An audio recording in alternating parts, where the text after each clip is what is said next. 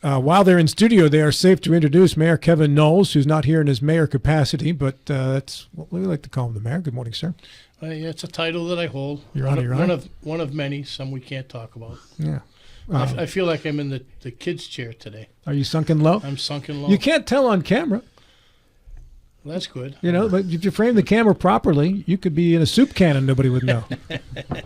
What kind of soup? Chicken noodle? Big old can of soup. Oh, okay. Have to be a big old can I would of need soup. a big old can of soup. Now, you were here in your executive director of the, what's it called, the Home Builders Association? Yeah, the Eastern Panhandle Home Builders Association. You know, it's that time of year again. We have our home show coming up, and it is our biggest event every year, which helps us to be able to do lobbying not only on the state level but also on the national level for local builders and electricians and even some realtors and mortgage people. So we have about 5,000 people. We've been averaging a year over the last 4 years down at the Roundhouse. So we're excited to get back on track, and it's something that we start planning in September for the next year, which happens in March or late March or early April. And you brought with you Mark Peacemaker.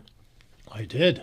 Mark, good morning to you. Hey, good morning, fellas. How you doing? I remember the days of having that great hair that you have. I'm jealous. That's why I have my hat on. You're really sticking out in this room, buddy. Yeah, sitting tall. Yeah. Mark, and it's all one color. Still, he'll learn. For now. I'm in home building. It's going to go great quick. Yeah, in fact, I just read on the CNBC website this morning there was a drop of about 6% in home building because of a variety of issues. Mortgage rates not, of course, the least of those. What's the environment like right now, Mark? I would say right now with the new year kicking off, we're still in like a positive position with, the general lifespan of a person that's in the market for a home is about 120 days. So we're still riding that wave of folks that are really interested in buying a new home and getting it built before the end of the year. So things are looking good for us. DRB Homes? Correct. Okay. We're DRB Homes under the DRB group. How many homes do you build a year around here? Oh, man. I would say we did around 600 last year within the 4-state region. 600. And were most of those in West Virginia, or are they Maryland, Pennsylvania, Virginia, the other three? The largest amount was in West Virginia and Pennsylvania, South Central PA. Where in West Virginia are you building mostly? Berkeley County and Jefferson County. All right. Are you doing customs, or are these the subdivisions? You could consider us... I don't like to say custom, but we were the most in a production builder. We are the most like a custom builder. We have all the options to personalize a home, and we have a 4,000 square foot design studio in Hagerstown, Maryland. So folks can pick out everything, all of the finishes of your home. But when it comes to moving walls and things like that, we stray from that. What is the DRB story? The DRB story is 30 years invested into the 4-state here. Originally, we were Dan Ryan Builders and rebranded into 2022. We're the 7th largest private builder in the nation, and we are the 24th ranked builder in the nation right now. Is the Dan Ryan, and NV home builders, are they all related in some manner? And Ryland? By family, yes. Okay. But all different companies. All different companies, but they in Ryland, as John said too. Yes. All on the same. Okay. And as a percentage, any idea what chunk of the home market you folks between those four brands are involved in? I would say out of us, we compete against NVR a good bit, so we're going neck and neck with them. And NVR, if I remember from my home buying days, was considered to be a little bit of a cut above the other, Ryan, for instance. It is DRB. You said you compete with NVR. Is that where NVR, you are? Yeah. So we're the DRB group, so it stands for Development Residential Builder. So it's completely different than those brands. We focus more in developing our communities, where a lot of those bigger builders just buy home sites and communities, and just have a small trade base and build. Where we're doing from raw land, taking it all the way to the end. Right. So in Berkeley County, obviously, when you build a development, you got to have land. But what else are you looking for in regards to making a development or a subdivision work in this area? Location, 100% location. I'm a big fan of a community out west where their slogan is the 5-minute life, and I think we like to emulate a lot of those things. I think a lot of builders and developers these days like to do that. convenience is key. And, our area is starting to increase a lot more amenities and things like that. So we have a lot of good locations around a lot of popular new things in our region. Do you have to account for water, Yes. roads, schools, that sort of thing? Tell me how yeah. that whole, when you propose a subdivision, tell me that whole dynamic plays out when you're trying to get it planned and approved, and then finally you break ground and sell your first house. What has to happen? Oh my goodness. A lot of years of talking with this guy right next to me. Just a lot of preparation, of making sure that, let's say a home builder has an idea of the amount of homes they might want to put into attractive land, and then they're working with municipalities and things like that to ensure that utilities are up to par and things like that so they can move forward on those types of steps. Do you have to, when you plan a subdivision, are you looking for where you can most easily develop that, or are you looking at where is the need? I would say the need is key. Need and location is key. So, function. Now, you mentioned a watermark. Do you work in areas where there is public water available? Yes. Or do you go and try to develop your own water resources? I'm on the marketing and branding side, so I'm not too deep into that world. But right now, we're just mixing into municipalities and cities and things like that. Sure. Mr. Gilstrap.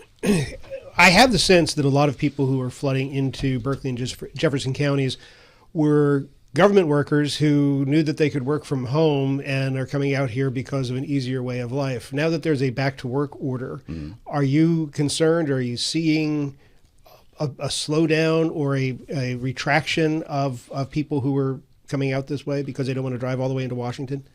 At this moment, no. Okay. Everything's still at the same pace. I think moves like that kind of happen a few months later, based off of how the format of people when they're applying for home loans and things like that. Seasonally, I think it's great that we have things like the home show right now, to where we get the ability to get in front of folks, rather than having our traditional format of folks coming out and seeing our community. There's so many people that are going to be in the Roundhouse next weekend, so it's great to get in front of them and just mingle, and also meet new companies that we might not know about to increase our trade base. That's another big value of the home show. Mark, where does the growth start slowing down? You mentioned Jefferson, Berkeley. Does the growth start slowing at 81, at the Hedgesville area, Morgan County, or points west? I would say it's kind of throughout my childhood of living here in Martinsburg. It's kind of been like that lily pad effect, where folks are moving from the east and then they're going over here and they keep moving west, if you already live here. So it's really, I don't know. Is Morgan County getting very much growth? We don't build there, so I'm not really sure. I mean, there are all the road expansions and things like that, so we could very well see that. I have friends that commute to DC, Baltimore area that are native to Morgan County, so we could very well see that growth, but I'm not sure of any new construction neighborhoods starting out there. Going back to the home show very quickly, Kevin, the focus is on new homes and a lot of Mark and others building. I assume there's equal focus on existing homes and the upgrading homes and the like. Yeah, I mean, the home show is a show where if you have a honey-do list, you could find just about any type of a product down there, whether it be electrical upgrades, whether it be new countertops, whether it be looking for a home, need a mortgage. We do have mortgagers there. We do have real estate people that if you really want to take a look, we have nonprofits that are there. And one of the joys of working with Mark and DRB is that Mark is a native of Martinsburg, born and raised here.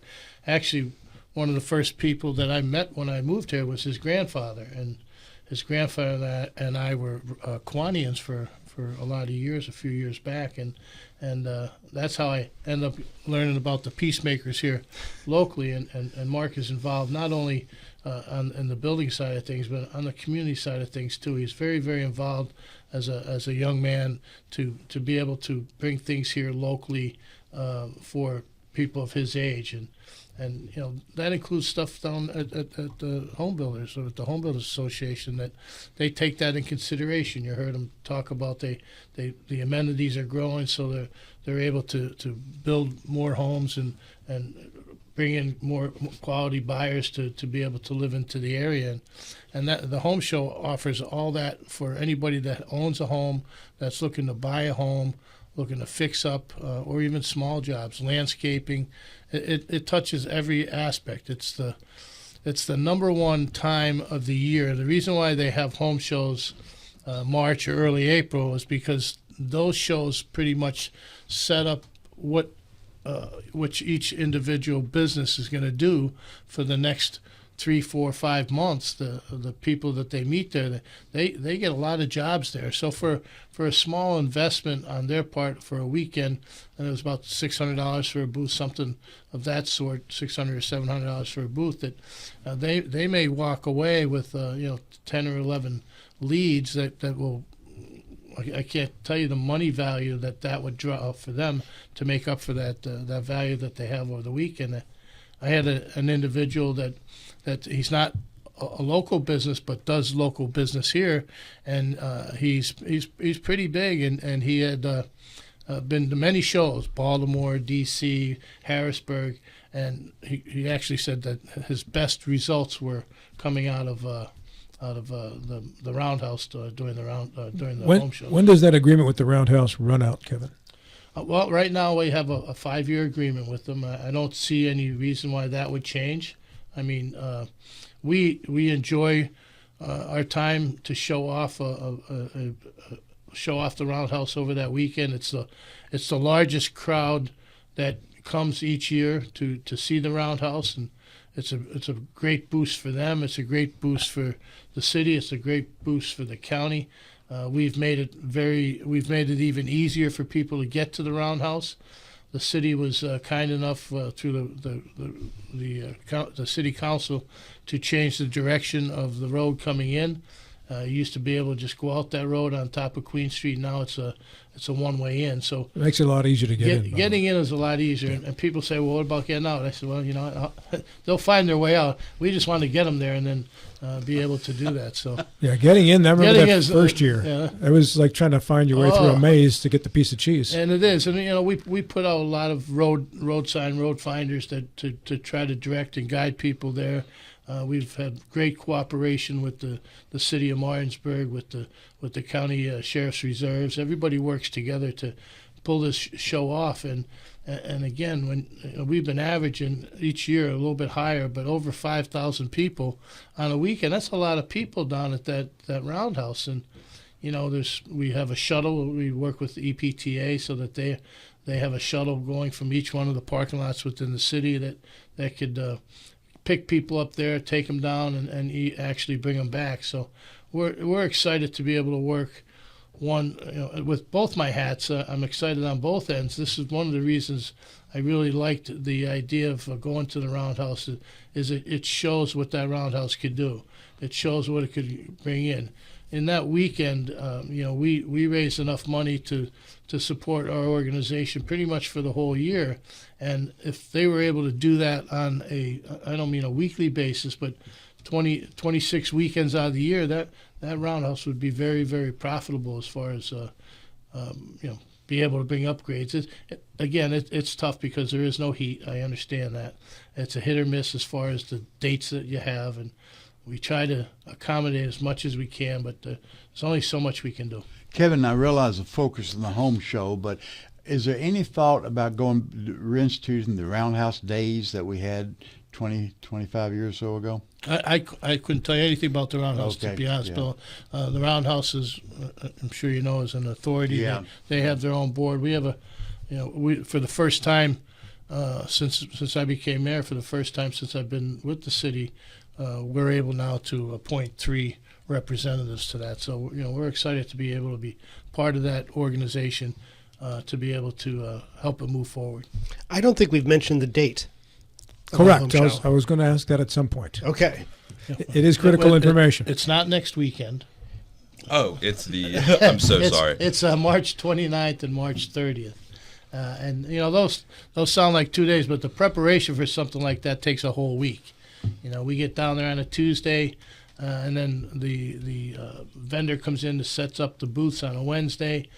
People start coming in, set up their booths on a Thursday, and then of course Friday, Saturday, and Sunday there's an awful lot of activity going on there. And if past is precedent, it will be very nice and warm until about Thursday. And then the 29th will be the coldest day. You had to put that out there. Didn't you? You had to put that out there. It is factual. I need to get Robbie Blair and Main Street on my side, because every time they have their St. Patty's Day event, the weather is beautiful. And not that I don't like a nice, beautiful St. Patty's Day, but I would like to have one of those weekends. And I think last weekend of March it's an iffy. We had it last year. I think the first weekend of April.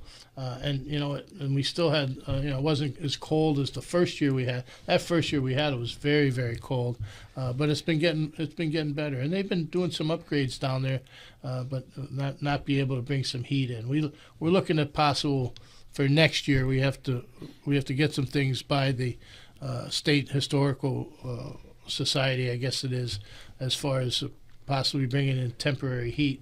And if we could do that, then that's going to make a huge difference, not only in our event, but it'll make a huge difference in future events that they may have planned for down there. So, Mark, from the point of view of a vendor at this show, what's the home run? Somebody comes by your booth and you get their contact information to get back to them, or do you certainly not going to be writing contracts there, I presume? Absolutely. So I would say there's a multiple angles of it. So one, I would just say opportunity to connect with friends within the industry, increasing your trade base if you need to.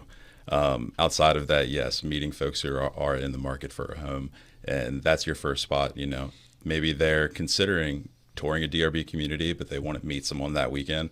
That's a center point in the heart of the Panhandle to where they can pop out, meet 4 home builders in the same day, and save a heck of a lot of time for their weekend, and still have the room to breathe. Yeah, and thanks to Mark and DRB. I mean, they're one of our platinum sponsors, and without the sponsorships for us to be able to pull off a show like this, and they're pretty consistent. I mean, it's not too often that we get a sponsor that hasn't been there for a lot of years. And our diamond sponsors is Pine Creek Structures, which is if you find them up on Route 11, and they always have a nice giveaway, $1,000 worth of stuff from their business, and they do a drawing for that. And those individuals, without them, we wouldn't be able to have it. Kevin Knowles and Mark Peacemaker, our guests here on the program. The home show is coming away at the end of March this year, the 29th and 30th. And do you have your dates for next year yet? Well, no, I will have them before the end of the show, because we were going to have it the first weekend of April, but there was a conflict in scheduling on our part that we couldn't do it. So, we would like to bring that back possibly for the first weekend of April next year, if at all possible. Mark, are you building all single-family detached homes, or are you building townhouses and condos and such too in the area? Currently, we're doing single-family detached homes, a handful of neo-traditional homes in the Jefferson County market, and then your 2-story and 3-story townhome products. And typically, what's it cost to get into a house these days, newly constructed? I would say a townhome, you're looking in the upper 2s for a move-in ready, new townhome within the Berkeley County market. Jefferson County, you're looking in the mid-3s, and then for single families in the Eastern Panhandle, you're looking about the mid-3s. What kind of square footage are we talking about for both? I would say the upper 2,000s for your single families, and then for towns around 1,800. So everything's a 2-lane road, pretty much. So that kind of cancels out the 2-lane road stuff, because that's where you're going to have to put it. But in regards to that, what makes one area of a county more attractive to you when you decide where you want to put the next subdivision versus another? Is it just simply where you can get the land? No, not at all. I would say it's back to like the slogan of like being around everything within 5 minutes. Just everything, quality of day of life, closer to schools, closer to shopping, closer to your major, I wouldn't say commuter routes, but I mean, you guys know some of the back roads around here are just a pain, and it would be terrible to live, on commuting every day, even into city limits or wherever. So just location-based, guys. All of your daily necessities within about a 5 to 10 minute drive. Where are the next big growth areas in Berkeley and Jefferson County as you see them as a builder? I would say for us, Martinsburg for sure. City limits of Absolutely. Martinsburg? Yes, yeah. City limits of Martinsburg, Spring Mills area, and then back to Jefferson County. The traditional Harpers Ferry and Charlestown areas. Okay. How many do you have going up in the city? We're working on 2 right now. So we have the gallery that's about to start, our last phase out there, and then we have another one we're working on. Don't want to get ahead of myself, but it is a townhome project that is 2-story and 3 stories. Is most of the growth west of 81? I would say it's like a flat mix, honestly. It's Yeah. right down the middle. Yeah. Where else is there room in the Spring Mills area? I would say, out near Cardinal Point, there's plenty off 901. The list keeps going. There's a lot of existing communities with home sites still available. So How's the water supply in Berkeley County? I have no idea. I think we covered that earlier too. Yeah. Yeah. In regards to schools, so when you decide you want to put a subdivision, what's the biggest number of homes you put in a subdivision so far? That one, I would say that's another one above my head. A couple hundred? Yeah, I would say probably around, 200, 300 when it's finally said and done. But that's not overnight. That's a very long time. Do you folks have to meet with the schools to determine if there's enough space for another 300 houses worth of kids to go through? Does it get to your level to do that, or is that already taken care of by the county commission? That's based off of our in-house team, and they're meeting with folks like that. Yes. All right, very good. Kevin, for the home show this year, how many vendors are you expecting? Well, we have 125 booths available, and we only have 14 left. So if you're looking to be part of the home show, you can do it in several ways. One, get a hold of us through our Facebook page, the Eastern Panhandle Home Show, and also if you don't want to have a booth and you can't be around that weekend, another way to highlight your business is to be part of the silent auction. If you have an item or something that you want to donate to the silent auction for the home show, which is a big event that we have each year, that your business will be highlighted with that product as that show goes on for the weekend. And how do they get in touch with you or your fine people, by the way, to get a booth? Yes, good question. I come up with them every once in a while. I know. It's a volume thing. You could go to our website. You could also go to our home our Facebook page, and you could call me direct at 304-676-1563. That's 304-676-1563. We're running out of booths. We do have some tables available. We have nonprofits that we've been able to accommodate. And if you're a nonprofit and you want to be part of the home show and you don't have the funds to do it, all we ask is 4 hours of volunteer time from your organization. That's nice. Good arrangement. Good to see you, man. It's good to be here, man. You're always good to me. I don't know about these guys, but you're always good. You're Knuckles Nosey, man. Mark, good to see you. Thank you for having me, guys. I appreciate Somebody it. in our comments section want to know, is that the real last name or did you change it to Peacemaker? That is real. Genuine article.